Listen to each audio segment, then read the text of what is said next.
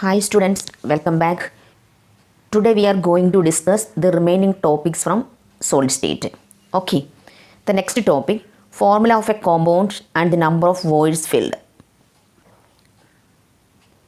We have learned that when particles are close packed resulting in either CCP or HCP structure, two of the voids are generated, while the number of octahedral voids present in a lattice is equal to the number of close packed particles. The number of tetrahedral voids generated as twice this number. Okay, നമ്മൾ പഠിച്ച കാര്യങ്ങളാണ്.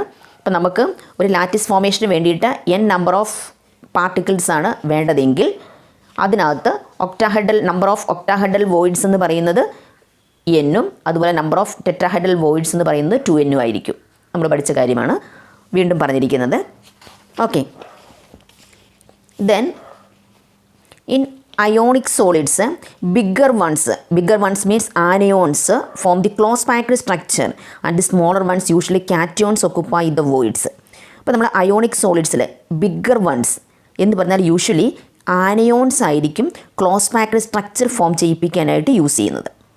And the smaller one എന്ന് പറഞ്ഞാൽ cations occupy the voids. അപ്പോൾ voids fill ചെയ്യാൻ കാറ്റയോൺസും അതുപോലെ തന്നെ ക്ലോസ് പാക്ഡ് പാർട്ടിക്കിൾസ് ഫോം ചെയ്യാൻ വേണ്ടിയിട്ട് നമ്മൾ ഉപയോഗിക്കുന്നത് ആനിയോൺസുമായിരിക്കും. If the latter ion is small enough then tetrahedral voids are occupied. ഇപ്പോൾ നമ്മൾ പറയുന്ന രണ്ടാമത്തെ കേസ് എന്ന് പറഞ്ഞത് സ്മോളർ അയോൺസ് എന്ന് പറയുന്നത് കാറ്റയോൺസ് ആണ് വോയിഡ്സ് ഫില്ല് ചെയ്യാൻ ഉപയോഗിക്കുന്നത്. ഇഫ് ഈ കാറ്റയോൺസ് എന്ന് പറഞ്ഞാൽ സ്മോൾ ഇനഫ് ആണെങ്കിൽ നമ്മൾ tetrahedral voids are occupied. Tetrahedral വോയിഡ്സിലായിരിക്കും ഒക്കുപ്പൈ ചെയ്യുന്ന ടെട്രാഹെഡ്രൽ വോയിഡ്സ് ആയിരിക്കും. ബിഗ്ഗർ വൺ ആണെങ്കിൽ ഒക്ടാഹെഡ്രൽ വോയിഡ്സ് ആയിരിക്കും. Not all octahedral or tetrahedral voids are occupied. ഇപ്പോൾ എല്ലാ ടെട്രാഹെഡ്രൽ വോയിഡ്സും ഒക്ടാഹെഡ്രൽ വോയിഡ്സും ഒക്കുപ്പൈ ചെയ്യും എന്ന് നിർബന്ധമൊന്നുമില്ല. In a given compound the fraction of octahedral or tetrahedral voids that are occupied. അപ്പോൾ ടെട്രാഹെഡ്രൽ അല്ലെങ്കിൽ ഒക്ടാഹെഡ്രൽ വോയിഡ്സിൻ്റെ ഫ്രാക്ഷൻ ആയിരിക്കും ഒരു ഗിവൺ കോമ്പൗണ്ടിൽ ഒക്കുപ്പൈ ചെയ്യുന്നത്. Depends upon the chemical formula of the compound. അപ്പോൾ എന്തുമാത്രം ഒക്ടാഹെഡ്രൽ അല്ലെങ്കിൽ ടെട്രാഹെഡ്രൽ വോയിഡ്സ് ഫില്ല് ചെയ്യും എന്നുള്ളത് ആ കോമ്പൗണ്ടിൻ്റെ കെമിക്കൽ ഫോർമുല ഡിപ്പെൻഡ് ചെയ്തിരിക്കും. ഓക്കെ, അതിൻ്റെ കെമിക്കൽ ഫോർമുല ഡിപ്പെൻഡ് ചെയ്തിട്ടാണ് എത്ര നമ്പർ ഓഫ് ഒക്ടാഹെഡ്രലാണ് ടെട്രാഹെഡ്രൽ വോയിഡ്സ് ആണ് അല്ലെങ്കിൽ എന്തുമാത്രം ഫ്രാക്ഷൻ ഓഫ് ഒക്ടാഹെഡ്രലാണ് ടെട്രാഹെഡ്രൽ വോയിഡ്സ് ആണ് ഫില്ല് ചെയ്യണമെന്ന് ഡിപ്പെൻഡ് ചെയ്തിരിക്കുന്നത്. ഓക്കെ, അപ്പോൾ നമുക്ക് ഒരു എക്സാമ്പിൾ നോക്കാം. Example, a compound is formed by 2 elements X and Y. Atoms of the element Y make CCP and those of the elements X occupy all the octahedral voids. What is the formula of the compound? വളരെ simple വേയിൽ ഞാൻ പറഞ്ഞുതരാം, ശ്രദ്ധിച്ചിരിക്കുക. ഇവിടെ നമ്മുടെ a compound is formed by 2 elements X and Y ആണ്. എക്സും വൈയും വെച്ചിട്ടാണ് കോമ്പൗണ്ട് ഫോം ചെയ്തിരിക്കുന്നത്. ഓക്കെ, അപ്പോൾ നമ്മുടെ കോമ്പൗണ്ട് ഫോം ചെയ്തിരിക്കുന്നത് എക്സ് ആൻഡ് വൈ വെച്ചിട്ടാണ്. Atoms of the element Y make CCP structure. അപ്പോൾ വൈ ആണ് CCP സ്ട്രക്ചർ ഫോം ചെയ്യുന്നത്. വൈ എന്ന് പറയുന്നത് ആനിയോൺസ് ആണ്. ആനിയോൺസ് വെച്ചിട്ടാണ് CCP സ്ട്രക്ചർ ഫോം ചെയ്യിപ്പിക്കുന്നത്. നമ്മളൊരു ഫോർമുല റൈറ്റ് ചെയ്യുമ്പോൾ നമ്മൾ ആനിയോൺസ് സെക്കൻഡും കാറ്റിയോൺ ആണ് നമ്മൾ ഫസ്റ്റും എഴുതുന്നത്. Okay, and those of the element X occupy the all the tetrahedral voids.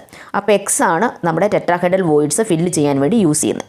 അപ്പോൾ എക്സ് എന്ന് പറയുന്നത് കാറ്റിയോണും വൈ എന്ന് പറയുന്നത് ആനിയോൺസുമായിരിക്കും. ഇവിടുത്തെ വോയിഡ്സ് എന്ന് പറയുന്നത് ഒക്ടാഹെഡ്രൽ വോയിഡ്സ് ആയിരിക്കും. അപ്പോൾ നമുക്കറിയാം ഈ വോയിഡ്സ് ഒക്ടാഹെഡ്രൽ വോയിഡ്സ് ആണ് എക്സ് കൊണ്ട് ഫില്ല് ചെയ്യുന്നത്. വൈ ആണ് നമ്മുടെ ലാറ്റിസ് ഫോർമേഷൻ ഉപയോഗിക്കുന്ന എലമെൻറ്റ്, അല്ല നമ്മുടെ കോമ്പൗണ്ട് ഫോർമേഷൻ ഉപയോഗിക്കുന്നത് വൈ ആണ്. ഇത് വോയിഡ്സ് ഫില്ല് ചെയ്യാൻ ഉപയോഗിക്കുന്നത്. അപ്പോൾ നമ്മളെടുത്ത number of Y that is equal to n ആണെന്ന് സപ്പോസ് ചെയ്താൽ വി നോ ഇവിടെ ഒക്ടാഹെഡ്രൽ വോയിഡ്സ് ആണ്. ഒക്ടാഹെഡ്രൽ വോയിഡ്സിൻ്റെ എണ്ണവും എന്തായിരിക്കും? n ആയിരിക്കും. നമ്മൾ മുമ്പേ പഠിച്ചില്ലേ, നമ്മൾ കഴിഞ്ഞ ക്ലാസ്സിൽ പഠിച്ചതുപോലെ let the number of close packed spheres be n ആണെങ്കിൽ ഒക്ടാഹെഡ്രൽ വോയിഡ്സ് n ആയിരിക്കും. ടെട്രാഹെഡ്രൽ വോയിഡ്സ് എന്ന് പറയുന്നത് 2n ആയിരിക്കും. അതുപോലെ തന്നെയാണ് ഇവിടെ നമ്മൾ ക്ലോസ് പാക്ഡ് സ്ട്രക്ചർ ഫോം ചെയ്യാൻ അല്ലെങ്കിൽ കോമ്പൗണ്ട് ഫോം ചെയ്യിപ്പിക്കാൻ വേണ്ടി എടുത്തത് വൈ എലമെൻ്റ് ആണ്. അത് n ആണെങ്കിൽ എക്സ് ഒക്ടാഹെഡ്രൽ വോയിഡ്സ് ആണ് ഫില്ല് ചെയ്യുന്നതും n ആയിരിക്കും. ഓക്കെ, ഇനി ഒക്ടാഹെഡ്രൽ വോയിഡ്സ് കംപ്ലീറ്റ് ഫില്ലാവുകയാണ്. Okay, what is the formula of the compound? അപ്പോൾ ഒക്ടാഹെഡ്രൽ വോയിഡ്സ് കംപ്ലീറ്റ്ലി ഫില്ലാകുന്നുണ്ട്. അപ്പോൾ നമുക്ക് n:n എന്ന് കിട്ടി. n:n എന്ന് പറഞ്ഞാൽ നമുക്കറിയാം ദാറ്റ് ഈസ് ഈക്വൽ ടു 1:1 എന്ന് പറഞ്ഞാൽ x1 y1. സോ ദി കോമ്പൗണ്ടും ദാറ്റ് ഈസ് xy. ഓക്കെ, സിമ്പിളായിട്ടാണ്, വളരെ സിമ്പിളായിട്ട് ചെയ്യാൻ പറ്റുന്നതാണ്. അടുത്ത് നോക്കുക. Atoms of element B forms HCP lattice. Atoms of the element B forms HCP lattice. Lattice നമുക്ക് പറയാം അത് ആനിയോണിക് ആയിരിക്കും. അപ്പോൾ anionic part lattice. and those of the element A occupy the 2/3 of the tetrahedral voids. അപ്പോൾ നമ്മൾ A use ചെയ്തിട്ട് നമ്മൾ tetrahedral voids ആണ് ഫില്ല് ചെയ്യുന്നത്. ഇവിടെ നമ്മൾ എടുക്കുന്ന n നമ്പർ ഓഫ് ബി ആണെങ്കിൽ ഇതെന്ന് പറഞ്ഞാൽ 2n ആയിരിക്കും. ഓക്കെ, അതുപോലെ 2n ടെട്രാഹെഡ്രൽ വോയിഡ്സ് ഉണ്ടാകും, 2n ടെട്രാഹെഡ്രൽ വോയിഡ്സ് ഉണ്ടായിരിക്കും. പക്ഷേ 2n ടെട്രാഹെഡ്രൽ വോയിഡ്സിനകത്ത് കംപ്ലീറ്റ്ലി 2nഉം ഫില്ലാകുന്നില്ല. ഫില്ലാകുന്നത് ഇവർ പറഞ്ഞിരിക്കുന്നത് ആകുമെന്ന് പറഞ്ഞിരിക്കുന്നത് 2/3 ഓഫ് ദി ടെട്രാഹെഡ്രൽ വോയിഡ്സ് ആണ്. ടെട്രാഹെഡ്രൽ വോയിഡ്സിന് 2/3 ആണ് ഫില്ലാകുന്നത്. അപ്പോൾ നമുക്ക് 2/n ഇൻറ്റു 2/3 n. ഓക്കെ, എന്ന് പറഞ്ഞാൽ 4n/3 n. n and n cancel, then we will get 4/3 1. That is equal to 4:3. എന്ന് പറഞ്ഞാൽ A4B3. ഓക്കെ, അപ്പോൾ നമ്മുടെ കോമ്പൗണ്ട് A4B3 ആയിരിക്കും. കണ്ടോ, നമുക്ക് വളരെ സിമ്പിളായിട്ട് ചെയ്യാൻ പറ്റും. ഓക്കെ, എല്ലാവർക്കും മനസ്സിലായല്ലോ. A4B3 അതുപോലെ നമ്മൾ എഴുതാൻ നോക്കുക. ഒന്നുകൂടെ ഞാൻ പറയാം. ഇവിടെ ലാറ്റിസ് ഫോർമേഷൻ ഉപയോഗിച്ചത് B ആണ്, ഇത് ടെട്രാഹെഡ്രൽ വോയിഡ്സ് ആണ് A. അപ്പോൾ വോയിഡ്സ് ഫില്ല് ചെയ്യുന്ന കാറ്റയോൺസ് ആണ്, ഇത് ആനയോൺസ് ആണ്. ഇത് n എടുത്താൽ ഇത് നമ്പർ ഓഫ് വോയിഡ്സ് 2n ഉണ്ടായിരിക്കും. ഈ 2nൽ 2/3 മാത്രമേ ഫില്ലാകുന്നുള്ളൂ. അപ്പം 2n into 2/3 that is equal to 4n/3 n. Then n and n cancel, 4/3 and then 4:1. That is equal to A4 അതുപോലെ B3. Okay, next topic packing എഫിഷ്യൻസിയാണ്. Packing efficiency in whatever way the constituent particles, atoms, molecules or ions are packed, there is always some free space in the form of voids. അപ്പോൾ നമ്മൾ ഏത് constituent particles, atoms, molecule, ions എല്ലാം എങ്ങനെ pack ചെയ്താലും ശരി, there is some free space in the form of voids. Free space ഉണ്ടായിരിക്കും. ആ free സ്പേസിൻ്റെ പേരാണ് വോയിഡ്സ്. വോയിഡ്സ് എന്ന ഫോമിൽ കുറച്ച് ഫ്രീ സ്പേസ് എന്താണെങ്കിലും ഉണ്ടായിരിക്കും. Okay, packing efficiency is the percentage of total space filled by the particles. അപ്പോൾ പാക്കിംഗ് എഫിഷ്യൻസി എന്ന് പറയുന്നത് is the percentage of total space filled by the particle fill ചെയ്യുന്ന ടോട്ടൽ സ്പേസിൻ്റെ പെർസെൻറ്റേജിനാണ് നമ്മൾ പാക്കിംഗ് എഫിഷ്യൻസി എന്ന് പറയുന്നത്. Let us calculate the packing efficiency in different types of structures. Different types of സ്ട്രക്ചേഴ്സിൽ എങ്ങനെയാണ് പാക്കിംഗ് എഫിഷ്യൻസി കാണുന്നതെന്ന് നമുക്ക് നോക്കാം. Packing efficiency in HCP and CCP structures. HCP and CCP സ്ട്രക്ചേഴ്സിൽ എങ്ങനെയാണ് പാക്കിംഗ് എഫിഷ്യൻസി കാണുന്നതെന്ന് നോക്കാം. Both types of close packing HCP and CCP are equally efficient. Okay, let us calculate the efficiency of packing in CCP structure. Let the unit cell edge length be A and face diagonal AC is equal to B. ഇവിടെ നോക്കുക, ഇത് നമ്മുടെ ഒരു HCP and CCP സ്ട്രക്ചറിൻ്റെ packing efficiency കാണാൻ വേണ്ടിയിട്ടാണ് നമ്മൾ വെച്ചിരിക്കുന്നത്. ഇവിടെ നമുക്ക് എഡ്ജ് ലെന്ത് എന്ന് പറയുന്നത് യൂണിറ്റ് സെല്ലാണ്. യൂണിറ്റ് സെല്ലിൻ്റെ എഡ്ജ് ലെന്ത് എന്ന് പറയുന്നത്, എഡ്ജ് ലെന്ത് ഇവിടെ A ആണ്. അതുപോലെ തന്നെ ഇതിൻ്റെ AC എന്ന് പറയുന്നത് ഫേസ് ഡയഗണലാണ്. എഡ്ജ് ലെന്ത് AC എന്ന് പറയുന്നത് ഫേസ് ഡയഗണലാണ്. AC is equal to AC എന്ന് പറയുന്നത് B ആണ്. അപ്പോൾ ഇനി ട്രയാങ്കിൾ ABC, നമുക്ക് ട്രയാങ്കിൾ ABC എടുക്കാം. ABC, അതിനകത്ത് AC square is equal to BC square plus AB square. AC square is equal to BC square plus AB square ആണ്. അപ്പോൾ AC square is equal to BC square. BC എന്ന് പറഞ്ഞാൽ നമുക്കറിയാം എഡ്ജാണ്, edge length A ആണെന്നറിയാം. അപ്പോൾ നമുക്ക് A square plus BC എന്ന് പറയുന്നതും AB എന്ന് പറയുന്നതും A ആണ്. അപ്പോൾ നമുക്ക് A square plus A square is equal to AC square means B square. So we will get A square plus A square is equal to B square. That is 2A square is equal to B square. മനസ്സിലായില്ലേ? അപ്പോൾ നമ്മുടെ ഇവിടെ AC square is equal to BC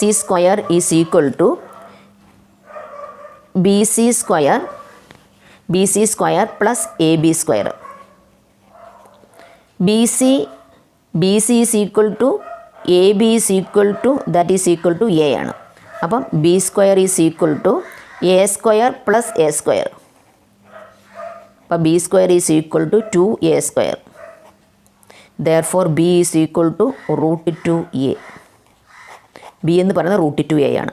ഇനി ഇവിടെ B എന്ന് പറയുന്നത് 4R ആണ്. ഇവിടുത്തെ B എന്താണ്? 4R. കറക്റ്റ് അല്ലേ? ഇതൊരു റേഡിയസ്, ഇത് 2 റേഡിയസ് ആണ്, ഇത് 1 റേഡിയസ്. അപ്പോൾ 1 2 3 4 കറക്റ്റ് അല്ലേ? അപ്പോൾ നമ്മുടെ B എന്ന് പറയുന്നത് 4R, 4 റേഡിയസ് ചേരുന്നതാണ്. അപ്പോൾ നമുക്ക് B is equal to 4R is equal to √2A. അപ്പോൾ B is equal to 4R is equal to √2A ആണ്. Okay, then A is equal to അടുത്തത്. അപ്പോൾ B is equal to 4R is equal to √2A ആണെങ്കിൽ A is equal to 4R by √2 ആയിരിക്കും. 4R by √2, 4ഉം √2 കൂടെ cancel, then we will get 2√2R. ഈ A, what is the relation between A and R? എയും R നമ്മൾ relation ചോദിക്കാറുള്ളതാണ് HCP and CCP structure. അപ്പോൾ നമ്മൾ A is equal to 2√2R എന്ന് പറയും. ഇനി നമുക്ക് അടുത്തത് പാക്കിംഗ് എഫിഷ്യൻസിയിലേക്ക് പോയാൽ മതി.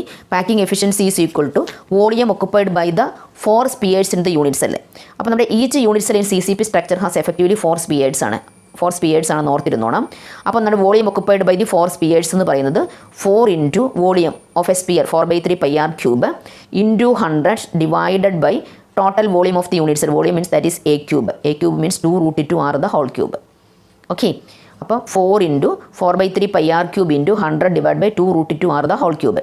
Then we will get, after solving this, we will get 74%. So 74% എന്നുള്ളത് അങ്ങോട്ട് ബൈ ഹാർട്ട് ചെയ്ത് വെച്ചേക്കുക. കാരണം നമുക്ക് ഇതൊന്ന് സോൾവ് ചെയ്യേണ്ട, നമുക്ക് ഡയറക്റ്റ് 74% എന്ന് എഴുതി വെക്കണം.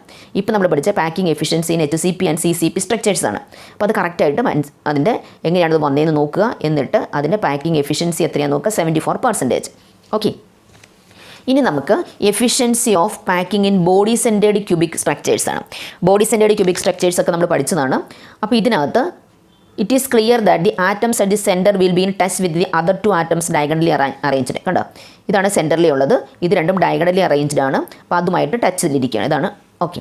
അപ്പോൾ ഇതിനകത്ത് ട്രയാങ്കിൾ EFD എടുക്കാം നമുക്ക്. ഏതാ ട്രയാങ്കിൾ EFD എന്ന് പറയുന്നത്? Triangle EFD. ഇത് മുമ്പത്ത് കൂടെ B² is equal to A² plus A², that is equal to 2A². അപ്പോൾ B is equal to √2A. കുഴപ്പമില്ലല്ലോ. ഞാൻ ട്രയാങ്കിൾ AFD എടുക്കാം, സെൻറ്റർ ബേസ് ചെയ്തിട്ട് AFD. ഇത് AFDക്കകത്ത് C² is equal to A² plus B² ആണ്. അപ്പോൾ C² is equal to A² plus B².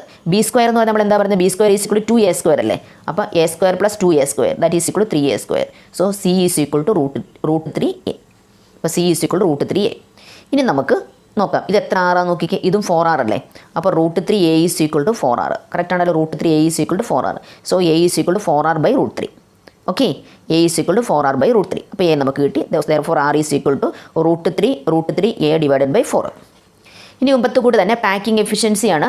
Packing efficiency എന്ന് പറയുമ്പോൾ volume occupied by 2 spheres in the unit cell into 100 divide by total volume of the unit cell. നമുക്കറിയാം volume occupied by the how many spheres are in BCC 2 ആണ്. 2. അപ്പോൾ 2 into 4/3 πr cube into 100 divided by total volume of the unit cell. A is equal to 4R by √3 ആണ്. നമുക്ക് 4R by √3 the whole cube. Okay.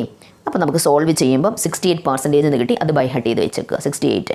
അപ്പോൾ നമ്മുടെ HCP and CCPയിൽ 74%, BCCയിൽ 68%മാണ് നമ്മളിപ്പം കണ്ടുപിടിച്ചത്. Okay. ഇനി packing efficiency in simple cubic lattice. In simple cubic lattice the atoms are located only on the corners of the cubic. നമുക്കറിയാം കോർണറിൽ മാത്രമേ ഉള്ളൂ. The particles touch each other along the edge. Thus the edge length or side of a cube A and the radius of each particle are related. A is equal to 2R. അപ്പോൾ നമ്മുടെ structure diagram തന്നിരിക്കുന്നത് നോക്കുക. ഇവിടെ നോക്കുക, ഇങ്ങനെ ഇരിക്കുന്നത് കണ്ടോ ഇങ്ങനെ ഇരിക്കുന്നത്.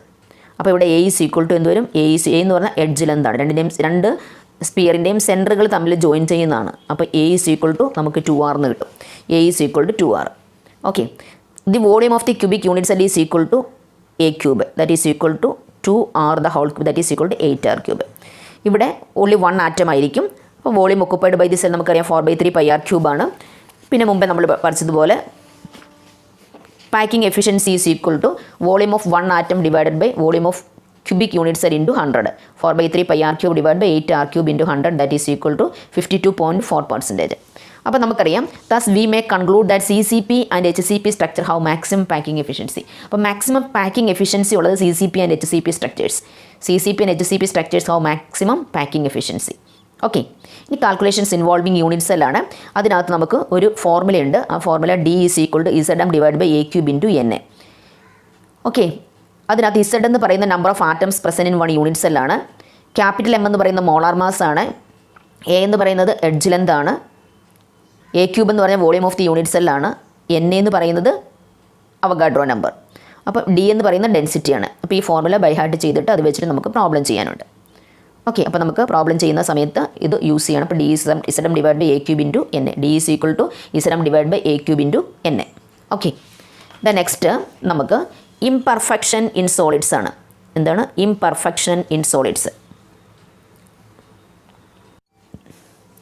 Although crystalline solids have short range as well as long range order in the arrangement of their constituent particles. നമ്മൾ പറഞ്ഞു short റേഞ്ചും although crystalline solids have short range as well as long range order in the arrangement of their constituent particles, yet crystals are not perfect. Usually a solid consists of an aggregate of large number of small crystals. അപ്പോൾ ഒരു solids form ചെയ്തിരിക്കുന്നത് large number of small crystals ചേർന്നിട്ടാണ്. These small crystals have defect in them. അപ്പോൾ ഈ small ക്രിസ്റ്റൽസിന് എന്തുണ്ടാവും? Defect ഉണ്ടാവും. This happens when crystallisation process occurs at fast or moderate rate. അപ്പോൾ എന്തുകൊണ്ടാണ് സോളിഡ് എന്ന് പറയുന്നത്? അതിനകത്ത് large number of small crystals aggregate ചെയ്തിട്ടാണ് സാധാരണ സോളിഡ് ഫോർമേഷൻ നടക്കുന്നത്. അപ്പോൾ അതിനകത്ത് ഈ സ്മോൾ ക്രിസ്റ്റൽസിന് പോലും ഡിഫക്റ്റ് ഉണ്ടാവും. അപ്പോൾ ഇതിനിങ്ങനെ ഡിഫക്റ്റ് വരാനുള്ള കാരണം നമ്മൾ ക്രിസ്റ്റലൈസേഷൻ പ്രോസസ്സ് ചെയ്യുന്നത് അറ്റ് ഫാസ്റ്റ് ഓർ മോഡറേറ്റ് റേറ്റിലായിരിക്കും. Okay, single crystals are formed when the process of crystallisation occurs at extremely slow rate. അപ്പോൾ സിംഗിൾ ക്രിസ്റ്റൽസ് ഫോം ചെയ്യിപ്പിക്കുന്നത് നമ്മുടെ ക്രിസ്റ്റലൈസേഷൻ പ്രോസസ്സിലൂടെയാണ്, പക്ഷേ അത് എക്സ്ട്രീംലി സ്ലോ റേറ്റിലായിരിക്കും. Even these crystals are not free from the defect. അപ്പോൾ ഈ ക്രിസ്റ്റൽസ് പോലും ഡിഫക്റ്റിൽ നിന്ന് ഫ്രീ അല്ല എന്ന് പറഞ്ഞാൽ ആ ക്രിസ്റ്റൽസിന് പോലും ഡിഫക്റ്റ് ഉണ്ടായിരിക്കും. The defects are basically irregularities in the arrangement of the constituent particle. Defect എന്നൊക്കെ നമ്മൾ പറഞ്ഞു. എന്താണ് ഈ ഡിഫക്റ്റ്? ഡിഫക്റ്റ് എന്ന് പറഞ്ഞാൽ വേറൊന്നുമല്ല, irregularities in the arrangement of constituent particles. Constituent പാർട്ടിക്കിൾസിന് അറേഞ്ച്മെൻറ്റിലുണ്ടാകുന്ന ആ ഡിഫക്റ്റാണ്. Broadly speaking the defects are of 2 types, namely point defect and line defect. അപ്പോൾ ഡിഫക്റ്റ് 2 types ഉണ്ട്. പോയിൻ്റ് ഡിഫക്റ്റ് ഉണ്ട്, ലൈൻ ഡിഫക്റ്റ് ഉണ്ട്. Point defects are the irregularities or deviation from ideal arrangement around a point. ഒരു പോയിൻറ്റിന് ചുറ്റുമുണ്ടാകുന്ന irregularities or deviation from ideal arrangement, that is known as point defect. Point defect are the irregularities or deviation from the ideal arrangement around a point or an atom in a crystalline substance. ഒരു crystalline സബ്സ്റ്റൻസിലെ ഒരു പോയിൻറ്റിന് ചുറ്റും അല്ലെങ്കിൽ ഒരു ആറ്റത്തിന് ചുറ്റും ഉണ്ടാകുന്ന irregularities or deviation from the ideal arrangement, അതിനാണ് പോയിൻ്റ് ഡിഫക്റ്റ് എന്ന് പറയുന്നത്. Whereas line defect are the irregularities or deviations from the ideal arrangement in entire row of crystal lattice point. അപ്പോൾ ലാറ്റിസ് പോയിൻറ്റിൻ്റെ എൻ്റയർ റോയിലെ ഇറഗുലാരിറ്റീസ് അല്ലെങ്കിൽ deviation from ideal arrangement, that is known as line defect. എൻ്റെ റോയിലുണ്ടാകുന്ന irregularities, that is known as line defect. ഒരു പോയിൻറ്റിന് ചുറ്റുമുണ്ടാകുന്നത് point defect. These irregularities are called crystal defect. ഇതിനാണ് ഈ ഇറഗുലാരിറ്റീസിനൊക്കെയാണ് നമ്മൾ ക്രിസ്റ്റൽ ഡിഫക്ട്സ് എന്ന് പറയുന്നത്. We should confine our discussion to point defect only. ഇപ്പം നമ്മൾ പോയിൻ്റ് ഡിഫക്റ്റിനെ കുറിച്ചാണ് കൂടുതലും ഡിസ്കസ് ചെയ്യുന്നത്. പോയിൻ്റ് ഡിഫക്റ്റ് ആയിരിക്കും. ഓക്കെ, അപ്പോൾ point defect means point defect are the irregularities or deviation from ideal arrangement around a point or an atom in a crystalline substance. ഇനി നമുക്ക് എന്താണ് point defect, what are different types of point defect എന്താണെന്ന് നോക്കാം. Okay, point defect can be classified into 3 types: stoichiometric defect, impurity defect and non stoichiometric defect. അപ്പോൾ നമ്മുടെ point ഡിഫക്റ്റിൻ്റെ ഭാഗത്ത് നിന്ന് എക്സാമിന് ക്വസ്റ്റ്യൻ ഷുവർ ആയിരിക്കും. അതുകൊണ്ട് കറക്റ്റായിട്ട് ഡിഫക്റ്റ് പഠിച്ചോണം കേട്ടോ. അപ്പോൾ point defect can be classified into 3 types: stoichiometric defect, impurity defect and non stoichiometric defect.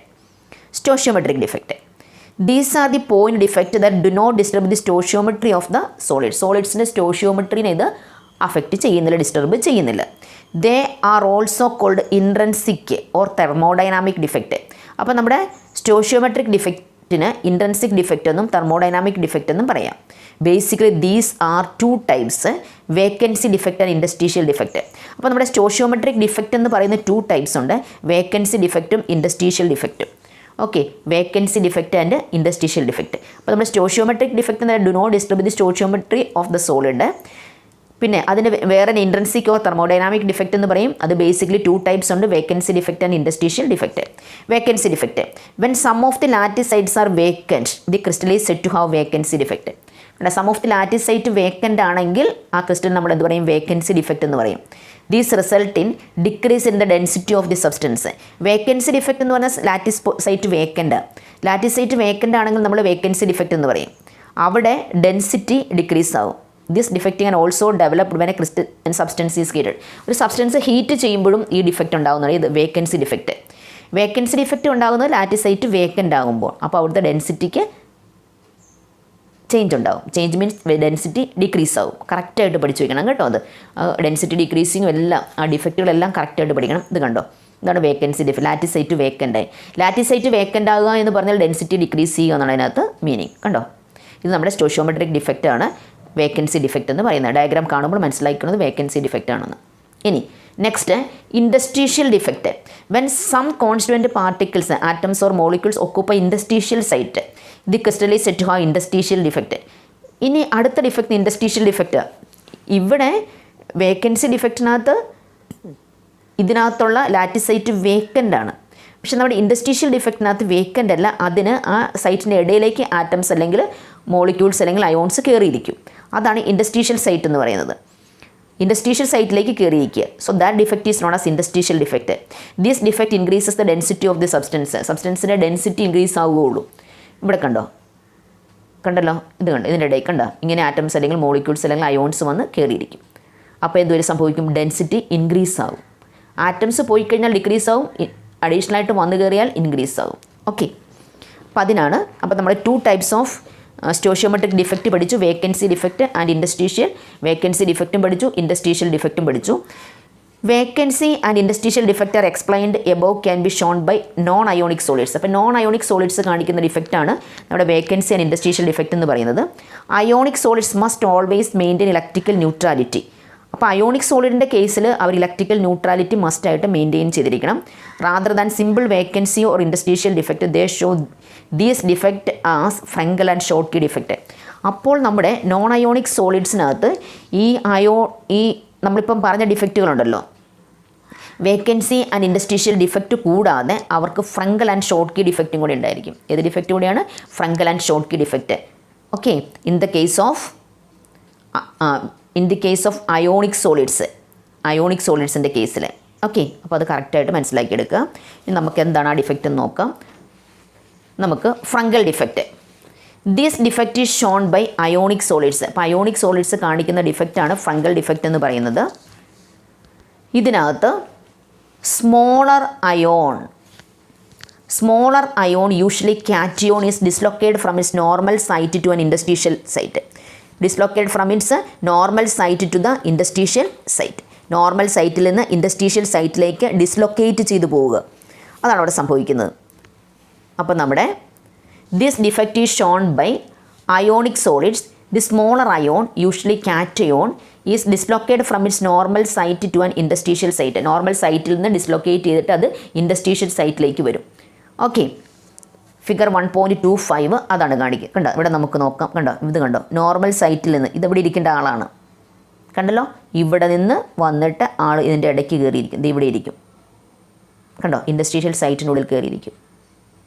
അപ്പോൾ ഇവിടുത്തെ അയോൺസ് ഒരിടത്തേക്കും പോയിട്ടില്ല, ഇവിടെ തന്നെ ഉണ്ട്. കണ്ടോ, മനസ്സിലായല്ലോ ഏത് ഡിഫക്റ്റാണത്? Frenkel defect. ഓക്കെ, അപ്പോൾ it create a vacancy defect at the original site and interstitial defect at its new location. അപ്പോൾ ഇവിടെ നിന്ന് ആൾ പോയതുകൊണ്ട് ഇവർ വേക്കൻസി ഡിഫക്റ്റും ഇതിൻ്റെ ഇടയ്ക്ക് കയറി ഇരുന്നതുകൊണ്ട് ഇവിടെ ഒരു ഇൻഡസ്ട്രീഷ്യൽ ഡിഫക്റ്റും ഫോം ചെയ്യും. അപ്പോൾ Frenkel defect is also called dislocation defect. അപ്പോൾ ഇപ്പോൾ നമുക്ക് പറയാം, ഇവിടെ നിന്ന് ഒരാൾ ഡിസ്ലൊക്കേറ്റ് ചെയ്ത് പോയതാണെന്ന് പറയാം. ഡിസ്ലൊക്കേഷൻ ഡിഫക്റ്റ് എന്നാണ് ഫ്രങ്കൽ ഡിഫക്റ്റ് എന്ന് പറയുന്നത്. It does not change the density of the solid. Density of the സോളിഡിന് ഒന്നും സംഭവിക്കില്ല, കാരണം ഇവിടുന്ന് പോയ ആൾ ഇവിടെ ഉണ്ട്. Frenkel defect is shown by ionic substances in which there is a large difference in the size of the ions. അയോൺസിൻ്റെ സൈസ് തമ്മിൽ ലാർജ് ഡിഫറൻസ് ഉള്ളപ്പോഴാണ് ഫ്രങ്കൽ ഡിഫക്റ്റ് ഫോം ചെയ്യുക. അയോണിക് സബ്സ്റ്റൻസ് ഫ്രങ്കൽ ഡിഫക്റ്റ് കാണിക്കുന്നത് large difference in the size of the ions. For example ZnS, AgCl, AgBr, AgI due to the small size of ZN2+. ZnSൽ ZN2+നും AgClന് Ag+. ഇവരെ നോക്കുമ്പോൾ അവർക്ക് size ഭയങ്കര കൂടുതലാണ്. കാറ്റിയോണിനെ കമ്പയർ ചെയ്യുമ്പോൾ ആനിയോണിൻ്റെ സൈസ് ഭയങ്കര കൂടുതലായിരിക്കും. അങ്ങനെയുള്ള ഡിഫറൻസ് മൂലമാണ് ഫ്രങ്കൽ ഡിഫക്റ്റ് ഫോം ചെയ്യുന്നത്. ഫ്രങ്കൽ ഡിഫക്റ്റ് എന്ന് പറയുന്നത് dislocate from its smaller ion. Cation is dislocate from its normal site to an interstitial site എന്ന് പറഞ്ഞാൽ അവിടെ വേക്കൻസി ഡിഫക്റ്റ് ഉണ്ടാകുന്നു, ഇൻഡസ്ട്രീഷ്യൽ ഡിഫക്റ്റ് ഉണ്ടാകുന്നുണ്ട്, പക്ഷേ ഡെൻസിറ്റിക്ക് ചേഞ്ച് ഇല്ല. Okay, this defect is also known as dislocation defect. ഇനി അടുത്തത് like simple vacancy defect, Schottky defect also decrease. ഇനി ഓക്കെ, അപ്പോൾ നമ്മൾ എക്സാമ്പിൾ പറയുന്നത് ZnSഉം AgCl, AgBr, AgI due to the small size of ZN2+ and Ag+ ions. Okay, അപ്പോൾ അത് കഴിഞ്ഞു. ഇനി നെക്സ്റ്റ് ടോപ്പിക് എന്ന് പറയുന്നത് നമ്മുടെ ഷോർട്ട്കി ഡിഫക്റ്റ് ആണ്. ഷോർട്ട്കി ഡിഫക്റ്റ്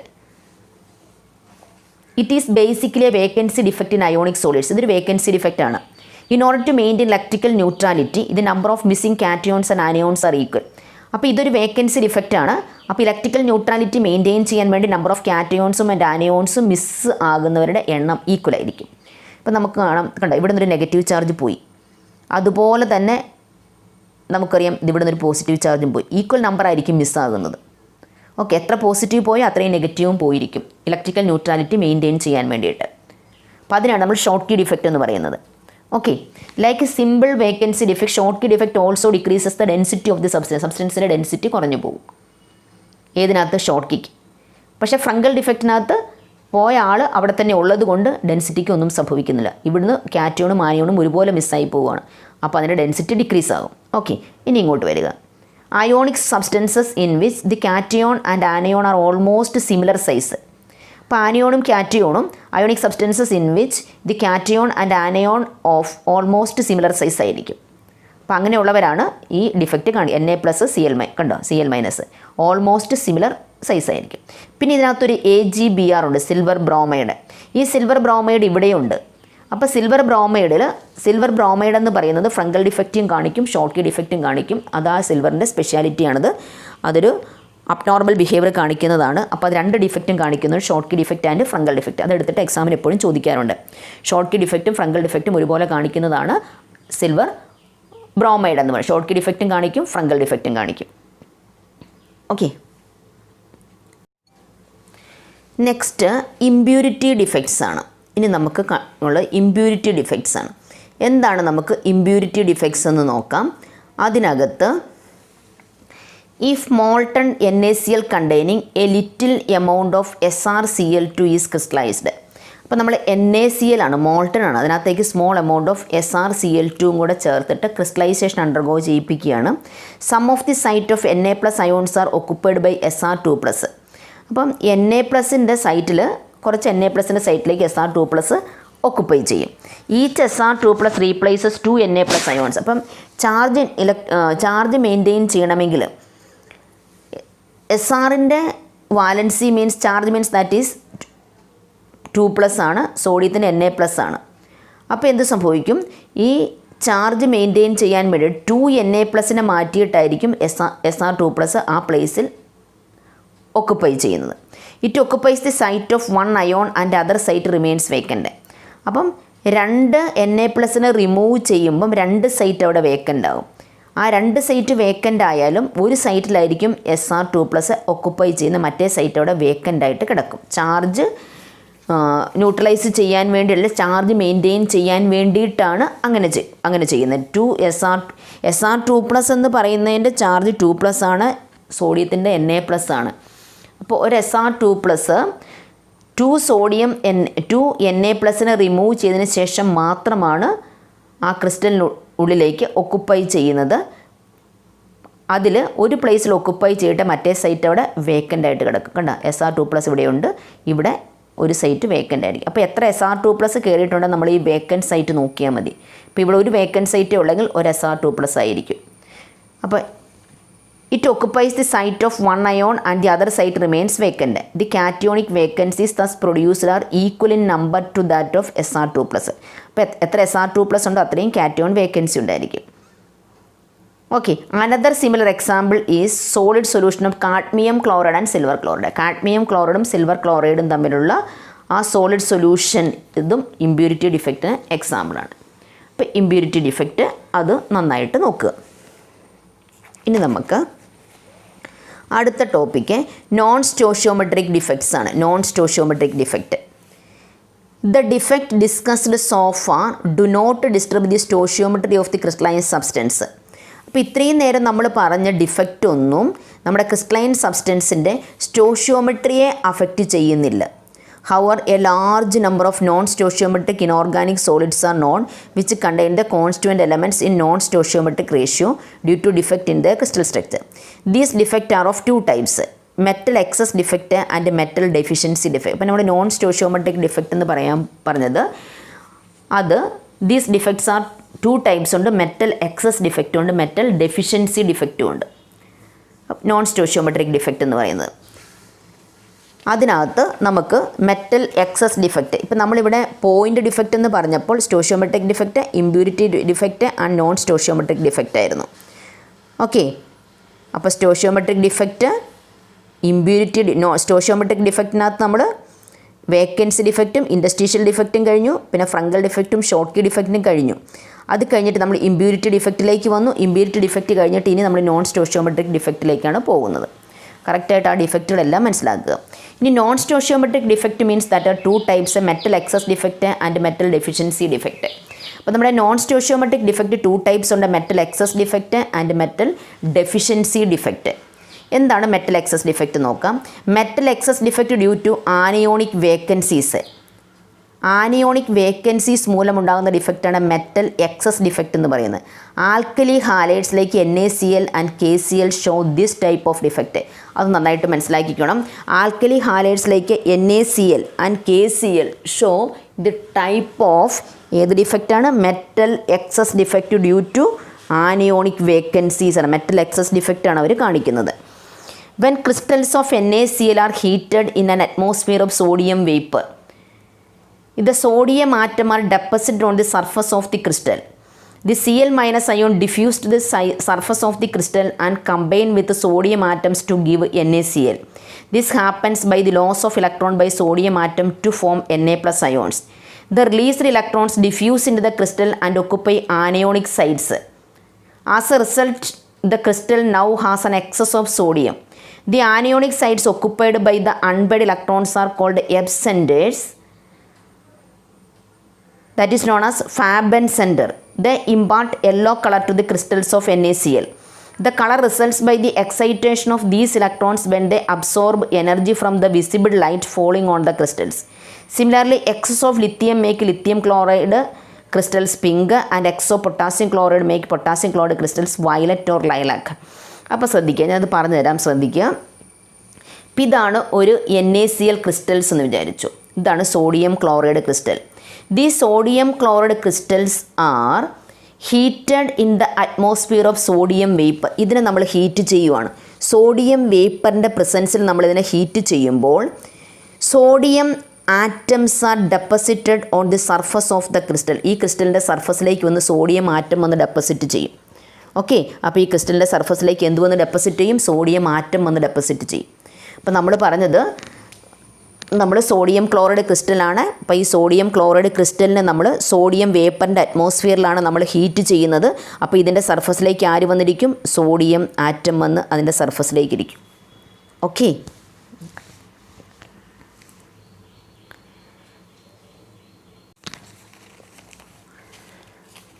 അപ്പോൾ നമുക്ക് നോക്കാം. When crystals of sodium chloride are heated in an atmosphere of sodium vapour. ഇപ്പോൾ ഇതാണ് സോഡിയം ക്ലോറൈഡ് ക്രിസ്റ്റൽ.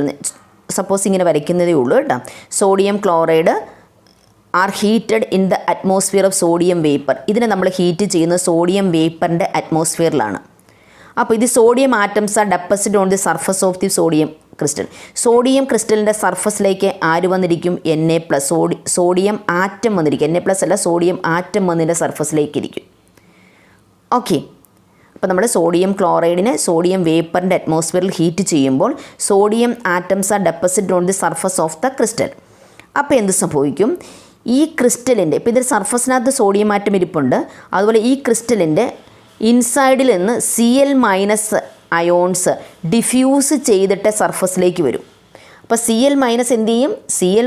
NaCl ക്രിസ്റ്റലാണല്ലോ. ഈ NaCl ക്രിസ്റ്റലിൻ്റെ ഉള്ളിൽ നിന്ന് Cl- ഡിഫ്യൂസ് ചെയ്ത് സർഫസിലേക്ക് വരും. Cl- ഡിഫ്യൂസ് ചെയ്ത് സർഫസിലേക്ക് വന്നു കഴിഞ്ഞാൽ ഇവിടെ Cl- സർഫസിലേക്ക് വരും. Cl- വന്നു കഴിഞ്ഞാൽ Cl- സോഡിയം ആറ്റവുമായിട്ട് കമ്പൈൻ ചെയ്യുക പറ്റില്ല. സോഡിയം ആറ്റമായിട്ട് കമ്പൈൻ ചെയ്യണമെങ്കിൽ സോഡിയം അയോൺ ആയിട്ട് മാറണം. അപ്പോൾ ഈ സോഡിയം എന്ത് ചെയ്യും? ഈ സോഡിയം പെട്ടെന്ന് അത് അവിടുന്ന് ഒരു ഇലക്ട്രോണെ റിലീസ് ചെയ്തിട്ട് Na+ ആയിട്ട് മാറും. അപ്പോൾ Na+ഉം Cl- കൂടെ Cl- കൂടെ ചേർന്ന് NaCl ഫോം ചെയ്യും. ഓക്കെ, അപ്പം നമ്മുടെ ഈ Cl ഡിഫ്യൂസ് ചെയ്ത് പോയ ആ ഭാഗത്ത് ഒരു ആനയോണിക് സൈറ്റ് വേക്കൻ്റ് ആയിട്ട് വരും. മനസ്സിലായോ? ആനയോണിക് സൈറ്റ് വേക്കൻ്റ് ആയിട്ട് വരും. ആ സൈറ്റിന് പറയുന്ന പേരാണ് എപ് സെൻറ്റർ ഓർ ഫാബൻ സെൻറ്റർ എന്ന് പറയുന്നത്. എപ് സെൻറ്റർ ഓർ ഫാബൻ സെൻറ്റർ. ഇത് കണ്ടോ, ഇതാണ് സോഡിയം ക്ലോറൈഡ് ക്രിസ്റ്റൽ എന്ന് അസ്യൂം ചെയ്യുക. അപ്പോൾ ഈ ക്രിസ്റ്റലിൻ്റെ സർഫസിലേക്ക് ആര് വന്നിരുന്നു? ഒരു സോഡിയം ആറ്റം വന്നതിൻ്റെ സർഫസിലേക്ക് ഇരുന്നു. അപ്പോൾ ഇതാണ് സോഡിയം ക്ലോറൈഡ് ക്രിസ്റ്റൽ എന്ന് വിചാരിക്കുക. അപ്പോൾ ഇത് സോഡിയം വേപ്പറിൻ്റെ അറ്റ്മോസ്ഫിയറിൽ നമ്മളിതിനെ ഹീറ്റ് ചെയ്യുവാണ്. അപ്പോൾ സോഡിയം ഇതിൻ്റെ സർഫസിൽ വന്നിരിക്കുകയാണ്. ഇത് സോഡിയം ആറ്റമാണ് സർഫസിൽ വന്നിരുന്നത്. അപ്പോൾ എന്ത് സംഭവിച്ചു? ഇതിനുള്ളിൽ നിന്ന് ഒരു Cl- ഇതിനകത്തുനിന്ന് ഒരു Cl- ഡിഫ്യൂസ് ചെയ്ത് സർഫസിലേക്ക് വന്നു. സർഫസിലേക്ക് വന്ന് ഇവിടെ വന്ന സോഡിയം ആറ്റത്തിനടുക്കൽ വന്ന് സോഡിയം ആറ്റവുമായിട്ട് കമ്പൈൻ ചെയ്യാൻ പോവുകയാണ്. അപ്പോൾ ഉടനെ സോഡിയം എന്ത് ചെയ്തു? അതിൻ്റെ ഒരു ഇലക്ട്രോൺ അത് റിലീസ് ചെയ്തിട്ട് Na+ അയോണായിട്ട് മാറി. ആ Na+ഉം ഈ Cl- കൂടെ ചേർന്നിട്ട് NaCl ഫോർമേഷൻ നടക്കുന്നു. ഓക്കെ, അപ്പോൾ ഇവിടെ നിന്ന് Na+ഉം Cl- കൂടെ ചേർന്ന് സോഡിയം ക്ലോറൈഡ് ഫോം ചെയ്തപ്പോൾ അവിടെ റിലീസ് ചെയ്ത ഇലക്ട്രോൺസ് എങ്ങോട്ട് പോയി? ഈ Cl- എവിടെ നിന്നാണോ വന്നത് ആ സൈറ്റിലേക്ക് കയറിപ്പോയി. ആ സൈറ്റിന് പറയുന്ന പേരാണ് ഫാബൻ സെൻറ്റർ ഓർ എപ് സെൻറ്റർ എന്ന് പറയുന്നത്. ഈ ഇവിടെ ഒരു ആനയോണിക് സൈറ്റ് കണ്ട, ഇവിടെ നിന്ന് Na+ൻ്റെ അടുത്തേക്ക് Cl- ഡിഫ്യൂസ് ചെയ്ത് പോയത്. അപ്പോൾ ഈ സൈറ്റിലേക്ക് നമ്മുടെ ഇലക്ട്രോൺസ് ആ സോഡിയം ആറ്റം റിലീസ് ചെയ്ത ഇലക്ട്രോൺസ് ഈ സൈറ്റിലേക്ക് വന്ന് കയറിയിരിക്കും. ഇവിടെ ഈ സെൻറ്ററിന് പറയുന്നതാണ് എപ് സെൻറ്റർ ഓർ ഫാബൻ സെൻറ്റർ എന്ന് പറയും. ഓക്കെ, എന്താ പറയുന്നത്? എപ് സെൻറ്റർ ഓർ ഫാബൻ സെൻറ്റർ എന്ന്. അപ്പം ഇത് anionic site occupied by the unpaired electrons are called F centre, that is also known as the Farben centre. Spelling എന്ന് പറഞ്ഞാൽ FARBENZENTR, Farben centre. The impart yellow colour to the crystals of NaCl. ഇതാണ് NaClന് yellow colour കൊടുക്കുന്നത്. നമുക്കറിയാം the colour results by the excitation of these electrons when they absorb energy from the visible light falling on the crystal. ഈ ക്രിസ്റ്റലിലേക്ക് visible light വന്ന് fall ചെയ്യുമ്പം അതിൽ നിന്ന് എനർജി റിലീസാവും. ആ എനർജി ഉപയോഗിച്ച് ഇവിടെ നിന്ന് ഇലക്ട്രോൺസിന് എക്സൈറ്റേഷൻ സംഭവിക്കും. അങ്ങനെയാണ് ഇത് ഈ ക്രിസ്റ്റൽസ് കളർ എക്സിബിറ്റ് ചെയ്യുന്നത്. The color results by the excitation of these electrons when they absorb energy from the visible light falling on the crystal.